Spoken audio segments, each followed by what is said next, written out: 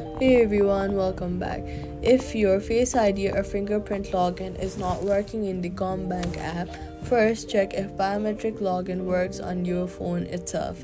Then, on your phone settings, go to the search bar and then search for Face ID and passcode.